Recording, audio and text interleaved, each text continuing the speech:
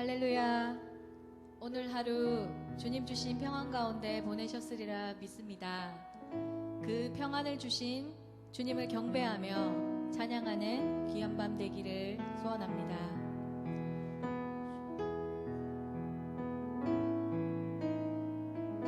나의 주, 나의 주, 나의 하나님이여, 주를 경배합니다. 주 사랑하는 나의 마음을 주께서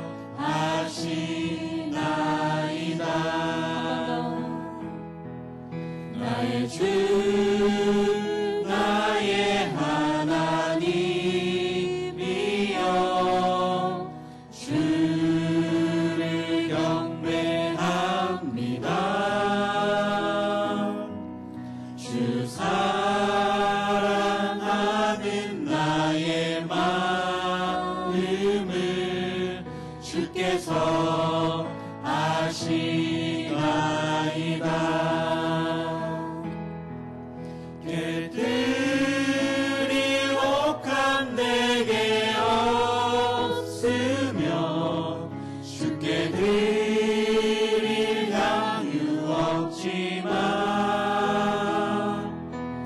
하나님 형상대로 날 빚으사 새 영을 내게 부어주소서.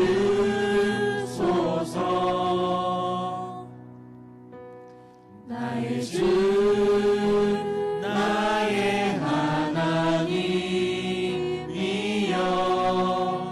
주를 경배합니다. 주 사랑하는 나의 마음을 주께서 아시나이다.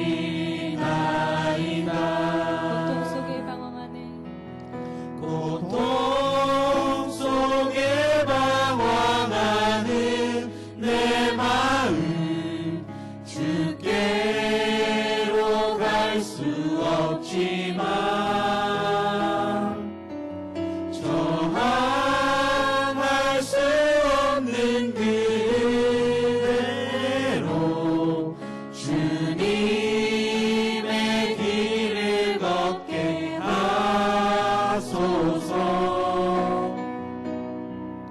나의 주, 나의 하나님이여, 주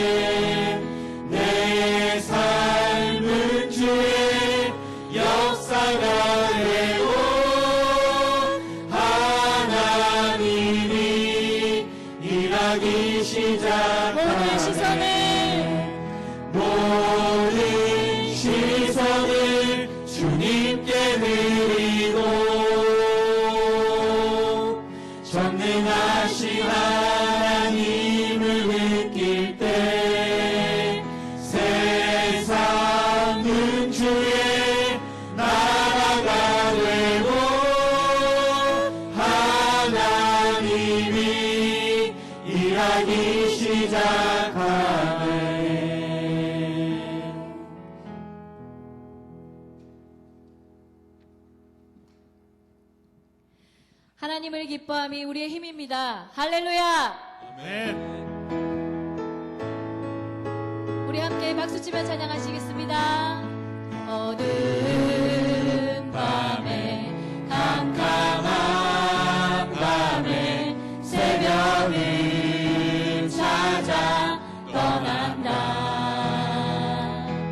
종이 울리고 닭이 울어도 내 눈에는 오직 밤이었소.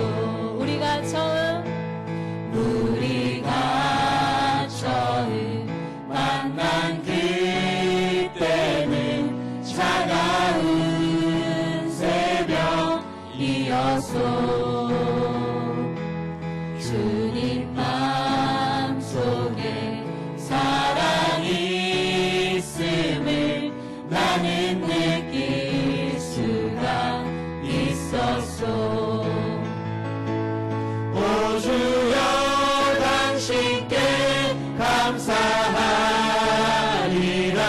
실로와 내게 주심을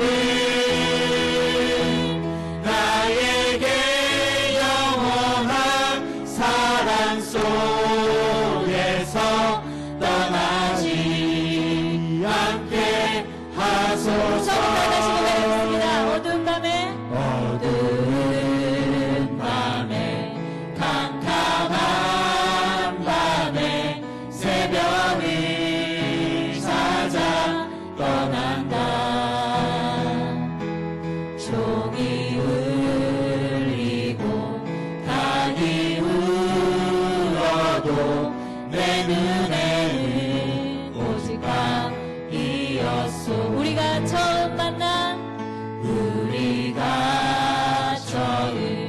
만난 그때는 차가운 새벽이었소. 주님 마음속에 사랑이 있음을 나는 느낄 수가 있었소. 아멘. 오 주여 당신을 감사하리라. 실로와 내게 주심을 나에게 영원한 사랑 속에서 떠나지 않게 하소서. 오 주여 당신께 감사하리라. 실로와 내게 주심을 나에게 영원한 사랑 속에서 떠나지 않게 하소서. 생명 주께 있네 능력, 주께 있네 소망, 주께 있네 주 안에 있네 생명. 주께 있네 능력, 주께 있네 소망, 주께 있네 주 안에 있네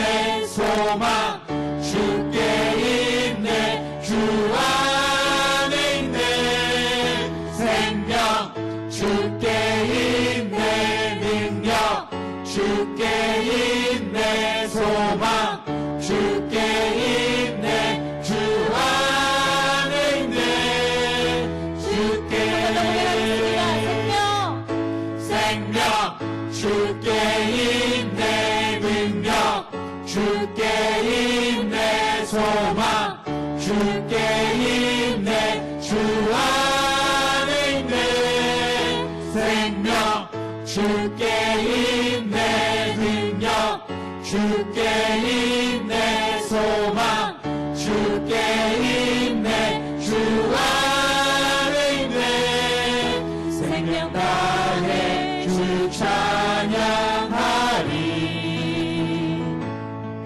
힘을 다해 주 찬양하리 내 생명 다해 내 힘을 다해 모든 소망 주님께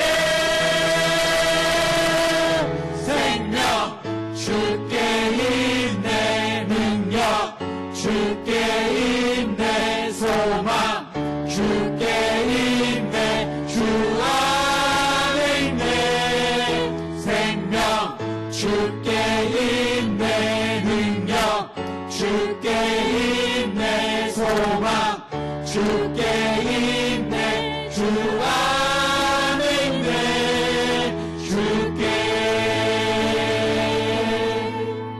아멘.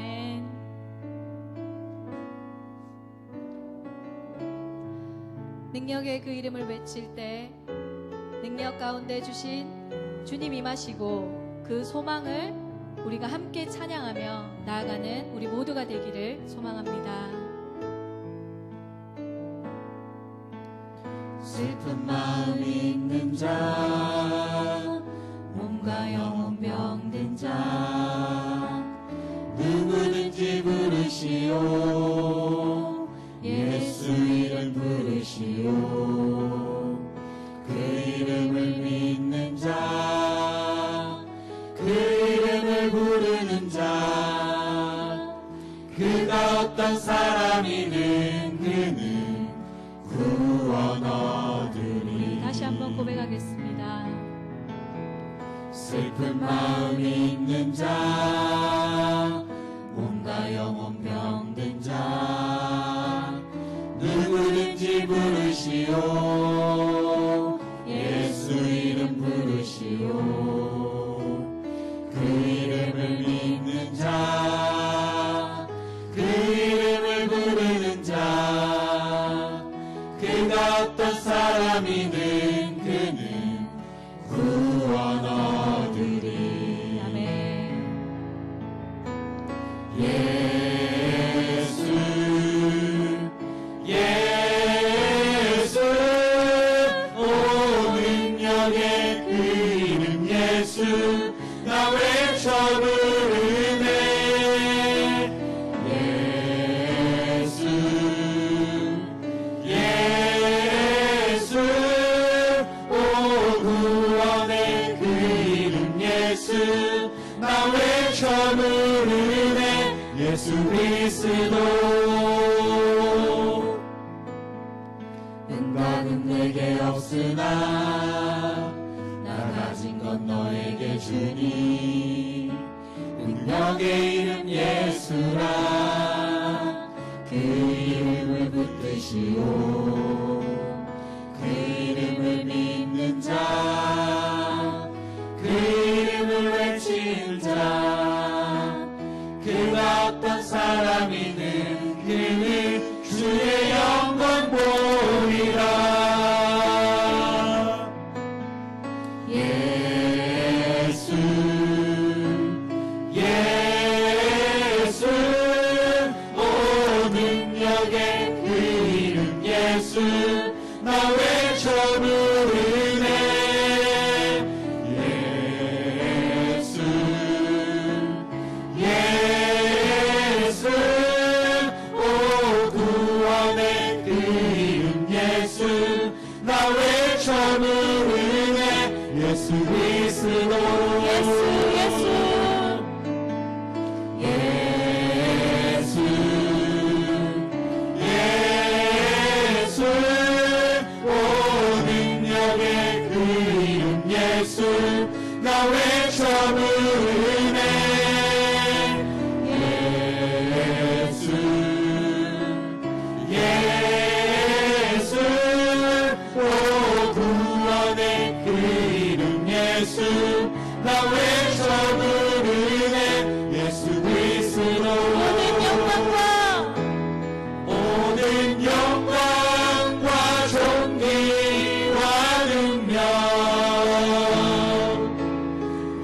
받으소서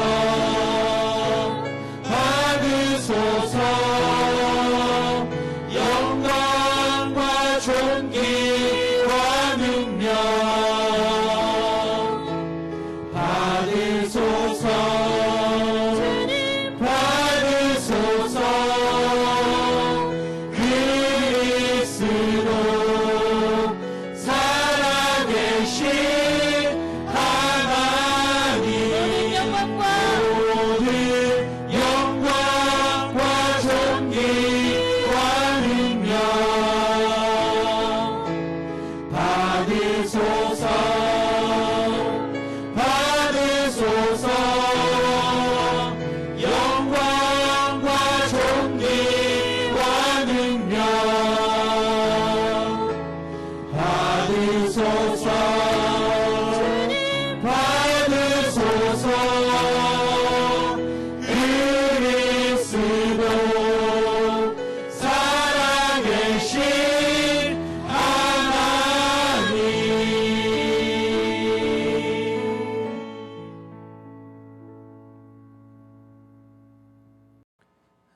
다 함께 사도신경으로 우리의 신앙을 고백드리겠습니다. 전능하사 천지를 만드신 하나님 아버지를 내가 믿사오며 그 외아들 우리 주 예수 그리스도를 믿사오니 이는 성령으로 잉태하사 동정녀 마리아에게 나시고 본디오 빌라도에게 고난을 받으사 십자가에 못 박혀 죽으시고 장사한 지 사흘 만에 죽은 자 가운데서 다시 살아나시며 하늘에 오르사 전능하신 하나님 우편에 앉아 계시다가 저리로서 산자와 죽은 자를 심판하러 오시리라. 성령을 믿사오며 거룩한 공예와 성도가 서로 교통하는 것과 죄를 사하여 주시는 것과 몸이 다시 사는 것과 영원히 사는 것을 믿사옵나이다. 아멘. 오늘 주시는 하나님 말씀 함께 찾도록 하겠습니다. 구약 성경 호세아서 7장 1절부터 7절까지 말씀입니다. 구약 성경 1261면에 있습니다. 호세아서 7장 1절부터 7절까지의 말씀을 함께 교독하시고 마지막 7절은 함께 읽겠습니다. 1절입니다. 내가 이스라엘을 치료하려 할 때에 에브라임의 죄와 사마리아의 악이 드러나도다. 그들은 거짓을 행하며 안으로 들어가 도둑질하고 밖으로 떼지어 노략질하며 내가 모든 악을 기억하였음을 그들이 마음에 생각하지 아니하거니와 이제 그들의 행위가 그들을 애워싸고 내 얼굴 앞에 있도다. 그들이 그 악으로 왕을 그 거짓말로 지도자들을 기쁘게 하도다. 그들은 다 가늠하는 자라 과자 만드는 자에 의해 달궈진 화덕과 같도다. 그가 반죽을 뭉침으로 발효되기까지만 불일으키기를 그칠 뿐이니라. 우리 왕의 날에 지도자들은 술의 뜨거움으로 병이 나며 왕은 오만한 자들과 더불어 악수하는도다. 그들이 가까이 올 때에 그들의 마음은 강교하여 화덕 같으니 그들의 분노는 밤새도록 자고 아침에 피우는 불꽃 같도다. 그들이 다 화덕같이 뜨거워져서 그 재판장들을 삼키며 그들의 왕들을 다 엎드려지게 하며 그들 중에는 내게 부르짖는 자가 하나도 없도다. 아멘. 오늘은 호세아서 7장의 말씀 함께 나누실 텐데요. 그 이전에 우리 지난번에 보았던 6장 4절부터 11절까지의 말씀 잠깐 복습하고 말씀 보도록 하겠습니다. 아침 해가 뜨면 사라지게 될 아침 구름이나 이슬같이 이 이스라엘 백성들의 하나님을 향한 그 사랑은 하나님 말씀에 때로는 감동을 받기도 했고 또 회개하기도 하고 결단까지도 하였지만 그러나 그것이 전부였던 그들이었습니다. 하나님께 분명히 제사까지 드렸던 그들이었지만 그들은 같은 자리에서 또 넘어지고 넘어지기를 반복하였습니다.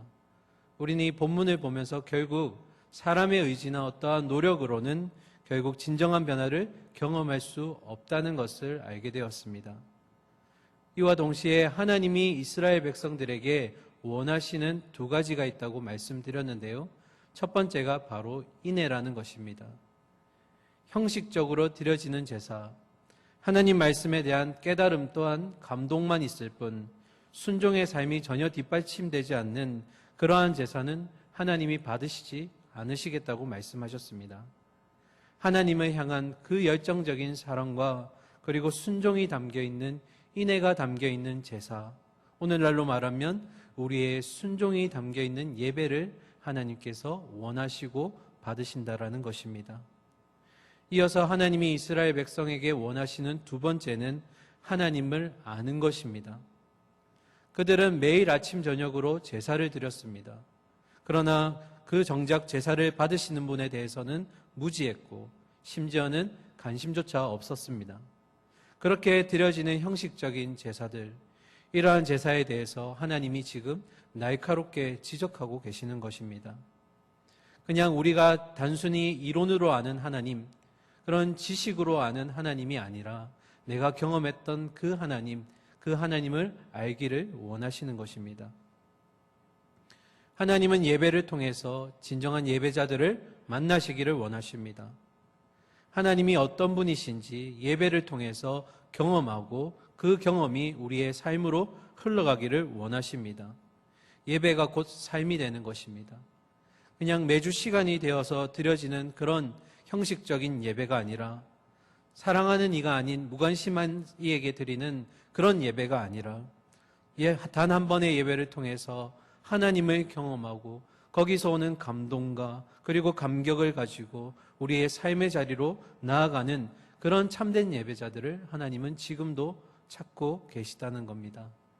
지난주에 우리는 여기까지 말씀을 보았습니다. 오늘은 이제 7장의 말씀 함께 보실 텐데요.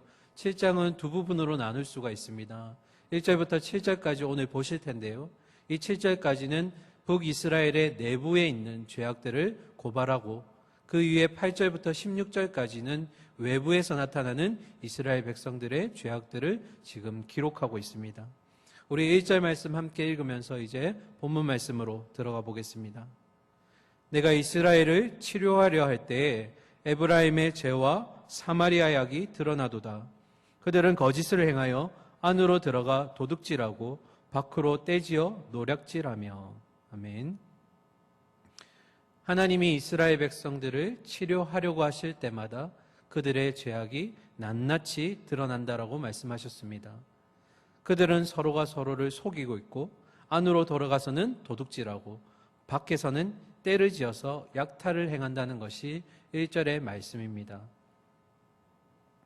좋은 의사, 우리가 명의라고 부르는 그런 좋은 의사는 환자의 환부를 정확하게 만져낼 수 있고 찾아낼 수 있는 사람을 말합니다.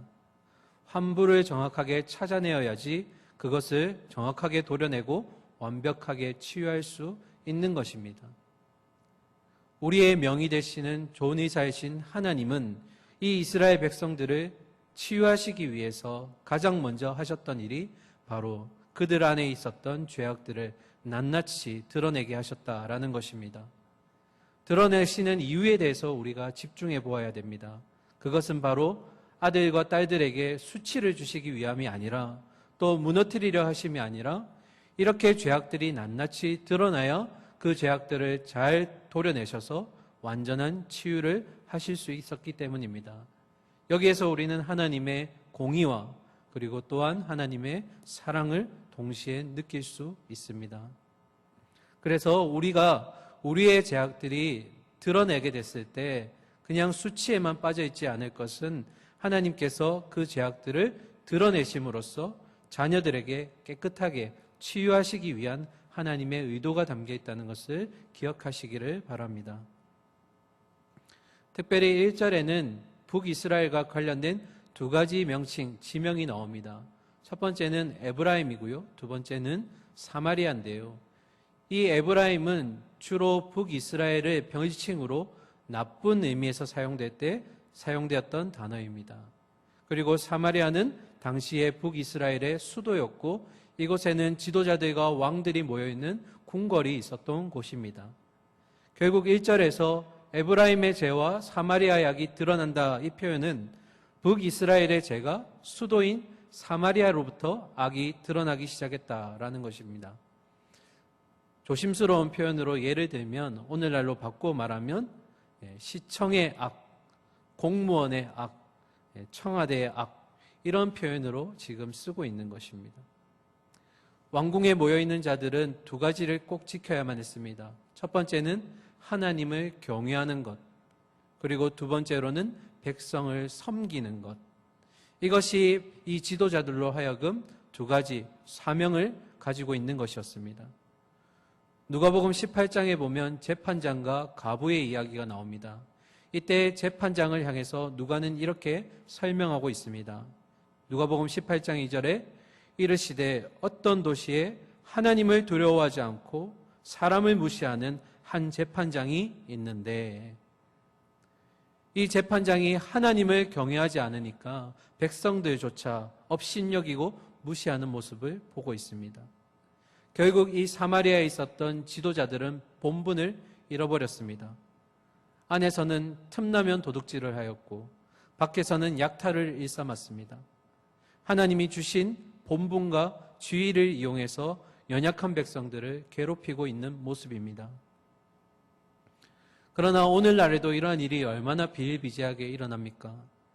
그런데 이런 죄악의 문제들이 단순히 그런 지도자들이 있는 궁궐만의 문제가 아니라 오늘날 우리에 있는 교회 안에서도 일어나고 있다는 것입니다. 그러나 앞에서도 말씀드렸지만 너무 걱정하시지 않으셔도 될 것 같습니다. 이렇게 죄를 드러내시는 이유는 하나님께서 분명히 그 죄악들을 해결하여 주실 것이기 때문입니다. 우리 이어서 2절 말씀 함께 보도록 하겠습니다. 내가 모든 악을 기억하였음을 그들이 마음에 생각하지 아니하거니와 이제 그들의 행위가 그들을 애워싸고 내 얼굴 앞에 있도다. 아멘. 자, 첫 번째로 내가 모든 악을 기억하였음을 그들의 마음에 생각하지 않는다라는 의미는 이스라엘은 그들의 죄악을 마음속에 지워버리고 잊어버렸지만 그러나 하나님은 그 모든 죄악을 지켜보시고 또한 기억하고 계시다라는 것입니다. 이 말씀이 얼마나 무서운 말씀입니까? 하나님이 우리의 모든 죄악들을 숨겨진 것까지 낱낱이 기억하고 계시다라는 것입니다. 만일 혹여나 우리가 우리의 지은 죄로 인해서 징벌이나 심판을 받았었다면 이미 우리는 죄와 사망의 권세에 붙잡혀서 무질서한 그리고 무의미한 죽음을 향한 경주를 계속하고 있었을 것입니다. 그러나 사랑하는 아들을 보내셨고 그 아들을 통해서 죄의 모든 근본적인 문제들을 해결하여 주셨던 우리의 아버지 하나님은 우리가 하나님의 품으로 다시금 돌아와 주기를 참고 지금도 기다리고 계시다라는 겁니다. 이것이 우리에게 얼마나 큰 은혜이고 감사입니까? 그래서 저는 늘 신앙에 있어서 우리의 모든 결론은 하나님 품으로 돌아가는 것이라고 늘 말씀드립니다. 하나님 품으로 돌아오시기를 바랍니다. 이어서 2절 중반절에 보시면 그들의 행위가 그들을 애워쌌다라고 얘기하는 것은 그들의 죄악이 근본적으로 더 이상 해결할 수 없는 상태에 이르렀다라는 것입니다. 그래서 마지막 2절 마지막에는 내 얼굴 앞에 있도다. 죄가 가득 차서 이제는 하나님 앞에 보인다라는 의미를 지금 표현하고 있습니다. 가득 찬 죄의 결과는 뭘까요? 결국 심판과 징계뿐일 것입니다. 3절입니다. 그들이 그 악으로 왕을 그 거짓말로 지도자들을 기쁘게 하도다.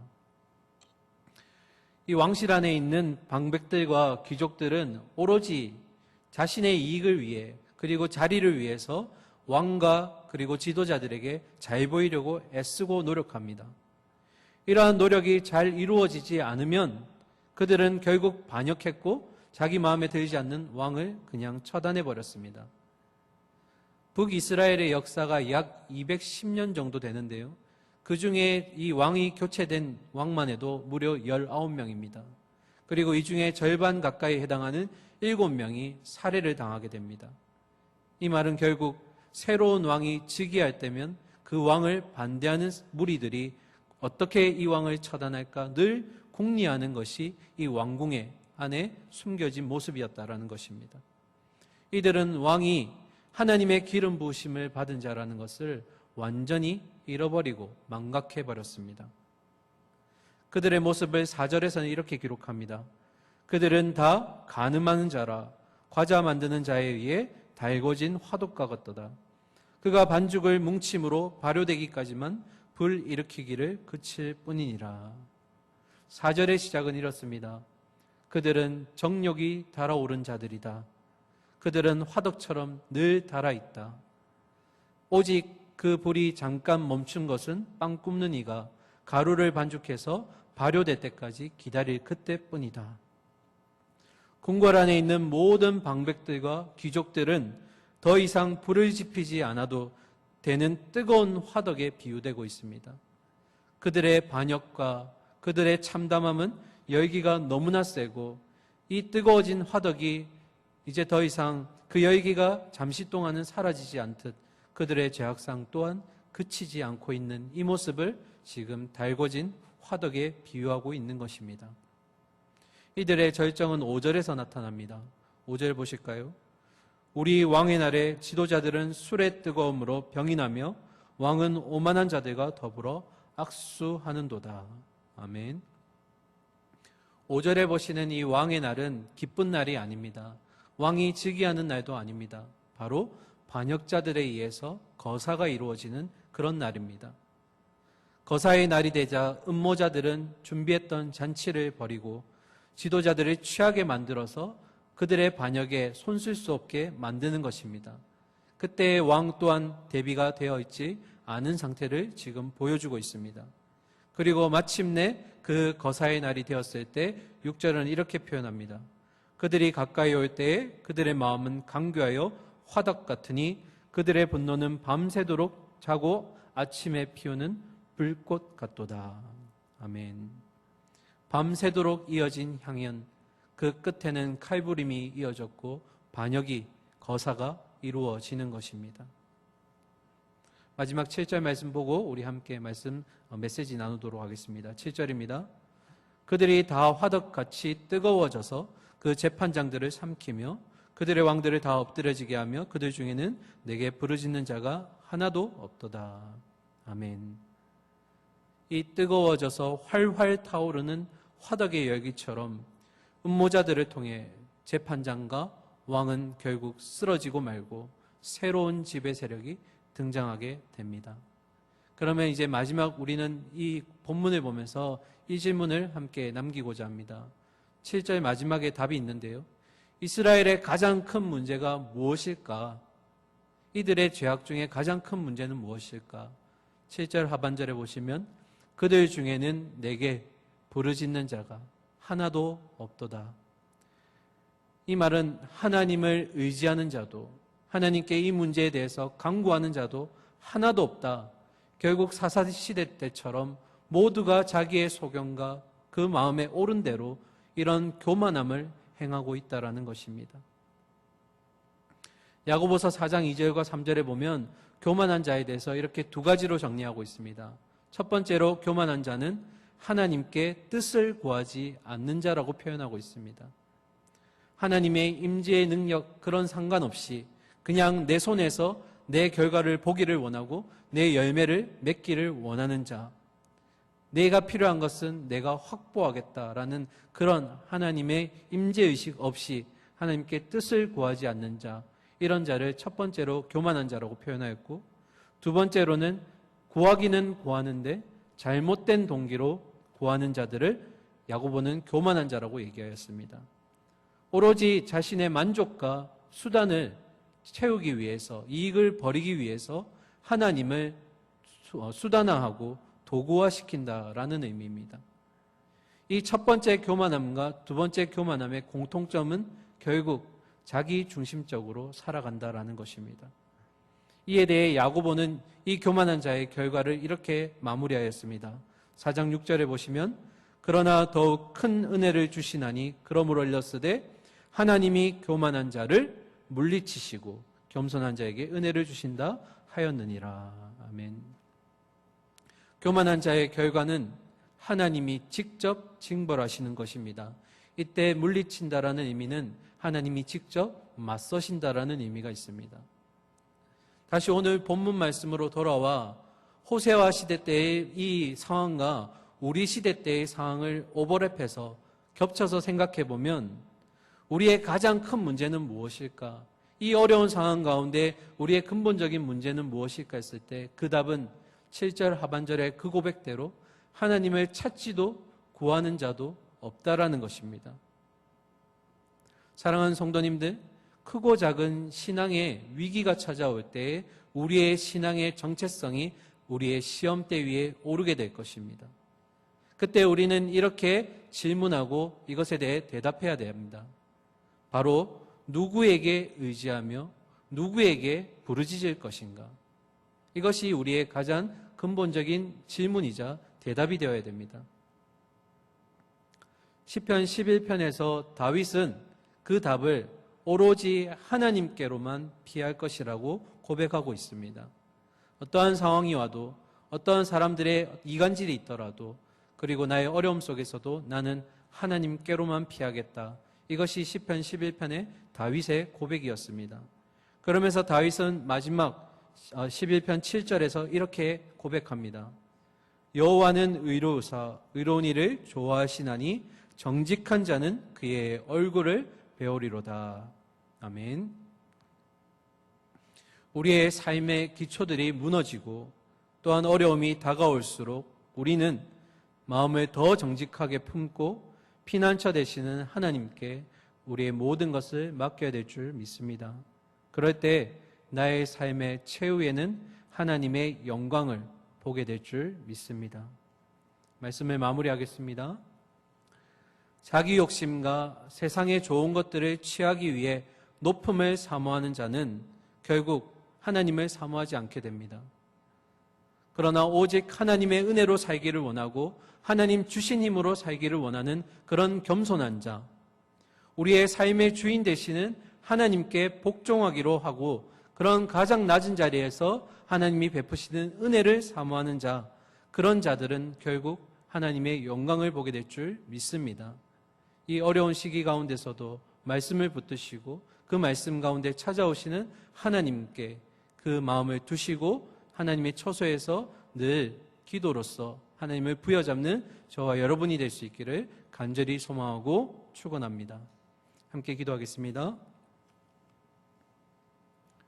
사랑과 공의 하나님, 호세아가 있었던 그때나 지금이나 삶은 여전히 어렵고 그리고 특별히 신앙을 지켜감에 있어서도 우리가 참 많은 우여곡절을 겪게 됨을 고백합니다.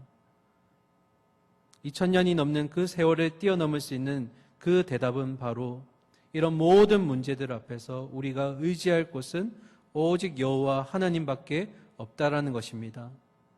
하나님께만 의지하는 우리 동부의 성도들 되게 하여 주시옵소서. 하나님께만 피할 수 있는 처소가 있다라는 것을 기억하게 하여 주시옵소서. 그렇게 우리가 그런 마음으로 하나님께 예배드리고 또 말씀으로 찾아오시는 하나님을 바라볼 때 하나님이 우리의 모든 죄악들을 깨끗하게 해결하여 주시고 우리의 모든 문제와 상황들을 해결하여 주실 줄 믿습니다. 부디 낮은 곳에 임하는 하나님의 풍성한 은혜를 사모하는 우리 동북의 모든 성도님들 되게 하여 주셔서 최후에는 모두가 하나님의 영광의 광채를 바라볼 수 있는 그날을 경험하게 하여 주시옵소서.